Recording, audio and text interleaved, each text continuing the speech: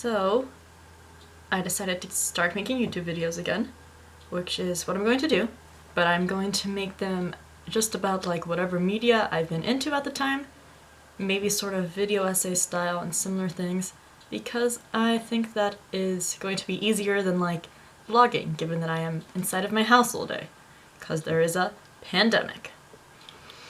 So, today's video is going to be about the Watchmen comics by Alan Moore, because I just read those like 2 days ago, and I thought they were really good, and wanted to talk about them more.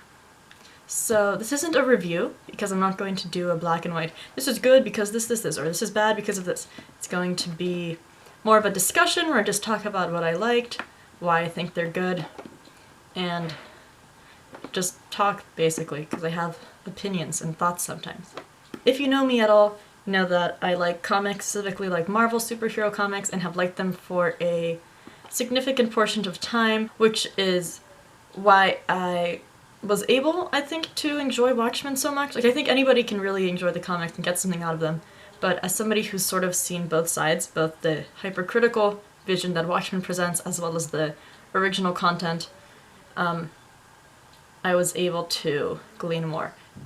So, the comics, I guess, if you're watching this and you haven't read the comics and you just want to know what I'm talking about, are a series from the 1980s written by Alan Moore, which present a world in which superheroes have existed, but they're not good. So they're illegal by now, and it's the fallout, I guess, of legalizing vigilante justice, so the fallout on society as well as the fallout it has on the individual.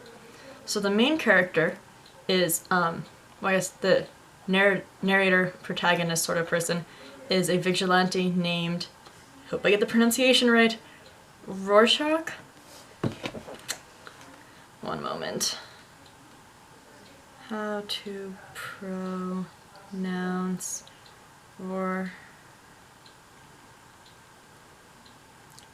Oh, okay. Rorschach. Cool. You know, it's funny, I literally just watched the HBO adaptation, well, not adaptation, the HBO spin-off show of Watchmen, and I absorbed, like, no pronunciation. It took me 2 days to read the comics, and it took me until the end of the second day to start spelling his name right. Not my problem. So the protagonist, narrator, Rorschach, is totally fucked up. He is a total sicko and a creep, and apparently men that read this comic go like, that is literally me, which, I think if you're a man, you should go to therapy when you're 16 years old. And Rorschach is proof of that. So, despite all of that, and despite how I really and truly legitimately hate him, he is a fantastic character. He's a case study of what trauma does to people, and what, like, and what a hyper-masculine environment enables men to do.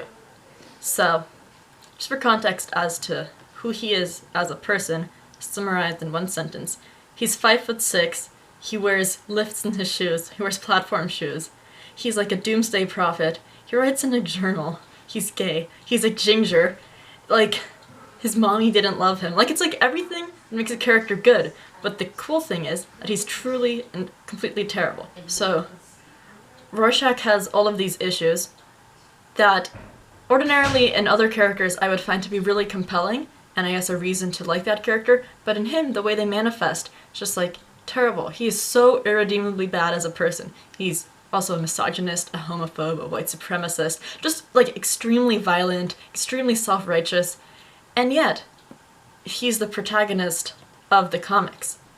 Or one of the protagonists, I could say. And that really lends like a unique viewpoint to the comics, because he has a very black and white outlook toward the world, and that is seen throughout the art in the books, wherein he has like a black and white Rorschach blot mask. A lot of the scenes he's in portray symmetry, just like the blots in the mask, and that all relates to his very right or wrong view of the world. Then the other characters in the book would be Dr. Manhattan, who I think is sort of like a well-known figure, I guess, now in pop culture. He's like a blue guy and he doesn't wear clothes, you know. And then his former lover, Lori... whatever, she was Silk Spectre for a while. And then her new boyfriend, this guy named Dan, whose persona is the Night Owl. And then this other guy, spoiler, he becomes relevant in the end. Adrian... God, I watched an entire show. Adrian Veidt? Ozymandias? Probably saying everything wrong. But he's like, his persona's like, he's super smart. And all of the other characters besides Dr. Manhattan and Rorschach are able to approach a version of morality that's actually adjusted to the modern world, which is something that in superhero media, especially the more classical kind, doesn't exist. The grappling with morality, for example, could be limited to just Batman's not killing. And yet you see him in comics where he will throw someone off a roof, totally damage someone for life. But he's not killing. And Watchmen addresses that hypocrisy and that incongruency in older superhero media. Something else I want to talk about that I've just been thinking about, even since before I actually read the comics, is the place that they have in, like, modern pop culture. So, even from before I read the comics, I knew one thing, and it was this quote of Alan Moore's, where he talks about how sometimes male fans of the comic would come up to him and be like, yeah, I am literally Rorschach, I relate to him so much. He would say, get away from me. Because, as I stated earlier, he is a totally, like, irredeemable, reprehensible character, etc., etc. And I think that common misinterpretation, I guess you could call it the Fight Club syndrome, is a very crucial part of how the comics have been received and are received now. For example, the TV show, which came out on HBO last year, 2019, it's set in the time after the events of the comic book, I think like 30 or 40 years later, and it dwells very strongly on the themes of white supremacy and what, like, normal people do, what the justice system does to enable it. And so I watched the show, I enjoyed it immensely, it's very well done, very interesting. I recommend it if you've read the comics, But, a lot of the reception to it was, well, why is this show about white supremacy? And I think it's that sort of lack of introspection that makes these comic books, I guess, so prevalent, but also, in a sense, kind of dangerous. Someone like me, who I think I have my head on straight, I was able to read them and go, wow, you shouldn't really... the books set you up to sympathize with some of these people, but none of them are really good. I think the two best characters in the comic book, who are Lori and Dan, Night Owl and Silk Spectre, they're not really good either. They're complicit in perpetuating a lot of the violence that the superheroes in this universe perpetuate. And then Dr. Manhattan, who hopefully people don't idolize him, he's totally cold and emotionless and has the opposite of a black and white sense of morality. He doesn't believe anything matters. He's able to see everything as it's set to happen. So he doesn't care for people at all. Whereas then the other character who shouldn't be a role model, but people see as one for some reason, is Rorschach, who, has this totally, like, black and white violent sense of morality that's caused him to hurt a lot of people. And then there's, like, other characters, Ozymandias, he's terrible. I guess the character who was dead at the beginning, the comedian, also terrible, but I don't think people relate to those two as much. Hopefully, it's just for personal reasons. I want to know what other people in my demographic think about the comic books. So what I am going to do is I am going to go into the Watchmen AO3 tag and filter by what's top. Oh yeah, by the way, in case you're watching this and for some reason you don't know what AO3 is, it's a website that people use to write, like, fan fiction of things they like, and I guess a lot of it is of the LGBT vein, because people like that. Watchmen comic, not even the TV show. There's also, like, I guess like I've mentioned, there are gay characters in Watchmen, but it's not exactly like a representation thing. Ew. Sexual repression, yeah, I guess. Ew.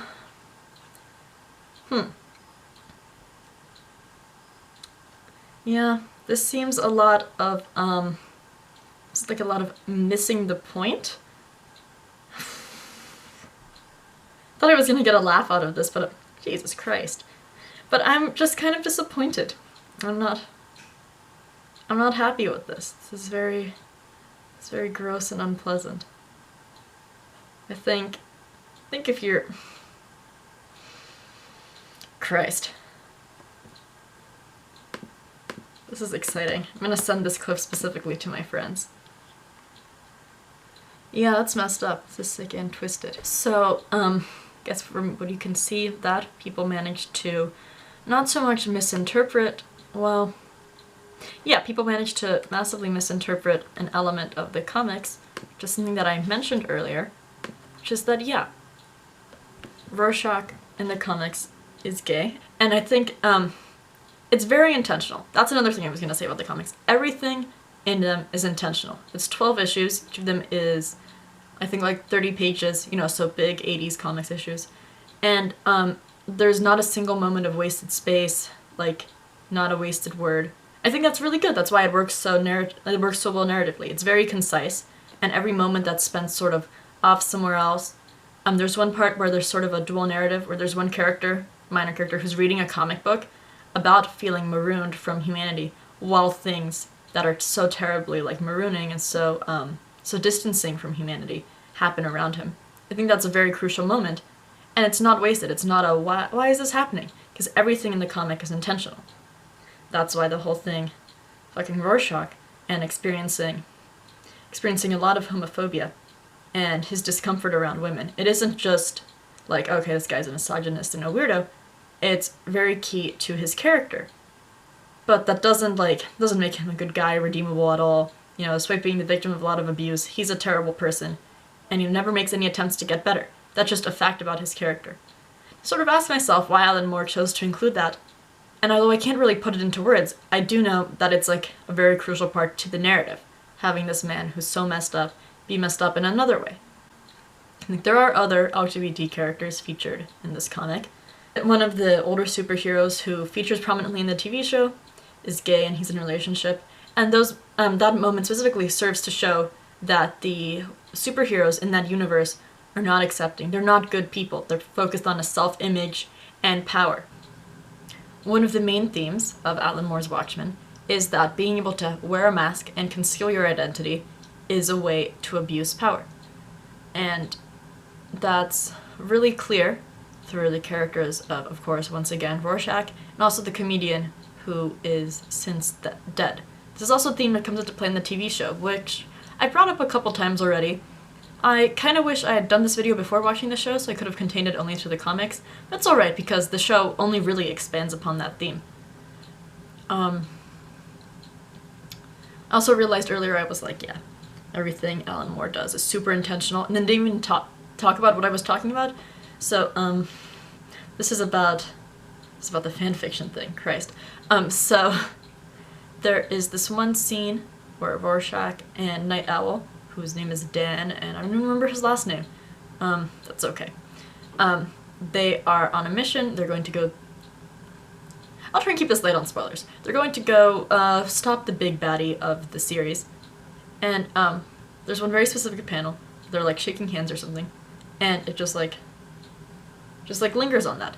And, and that's one of the little details that might escape a reader, especially a reader who's early in there to be like, wow, that is literally me. And I guess I'm really focused on this because myself and my friend who read this at the same time that I did, we're just sort of dwelling on that because I wonder why Moore felt the need to queer code Rorschach of all people. And like I said before, I don't really have the words to describe why I think it makes sense, but it does make perfect sense narratively to have that be part of his, like, very internal damage, I guess one of his struggles. Although he is a character that I still hate, and I still do think that if you throw away your Taco Bell in front of him, he will go right behind you to the trash can, dig it out, and finish eating it. I mean, I don't know. Did Alan Moore intend for that to happen? Wow. I think it is the nature of the world that every year gay teenagers rediscover Watchmen. Complained about Dr. Manhattan for a while. sucks. He's blue. He's a misogynist. He's blue.